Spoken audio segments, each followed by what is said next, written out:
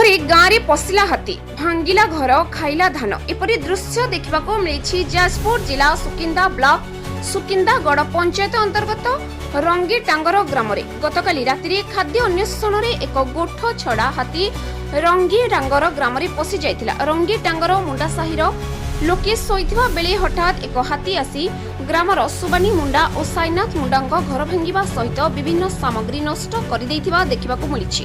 सौभाग्यवशतः घरे केही नथिबारु अल्प कि बंची जाइछि जीवन। हाथी घर भांगिबार शब्द शुणी पाखरे थिबा घर लोके उठी पड़िथिले। ग्राम रे एक भयर वातावरण देखा देइथिला। ए नै ग्रामवासी सुकिंदा वन विभाग को सूचना दैछन्ति। एथि सहित खबर पाई सुकिंदागढ़ सरपंच स्वाधीन दास दुई परिवार निकटरे पहुंची स्थिति अनुध्यान करिथिबार देखिबाकू मिलिथिला।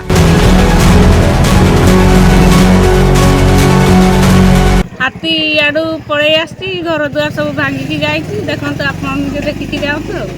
केमिति जानिलो हाथी भांगिला बोले? आमे तो निजे आखिरे देखिछु हाथी को। आमे तो डर राति 12टा 12:30 खंडे हो निजे देखिछु। हम रास्ता ऊपर मु छिडा आइछि दुआर पाखरे से रास्ता ऊपर पूरा नॉन स्टॉप चलिके आछि। केमिति भांगिला से आसिला आगे ए चम घर भांगिला तापर आसिक मुड़ी बुलिकी ए घर भांगिछि। आउ किछि केति करनै सेठी हांडी देखछि जा अछि सब चपाई जाइछि। आ धान पई से धान बासनार पड़े आसथिबो घर भांगी देइछि।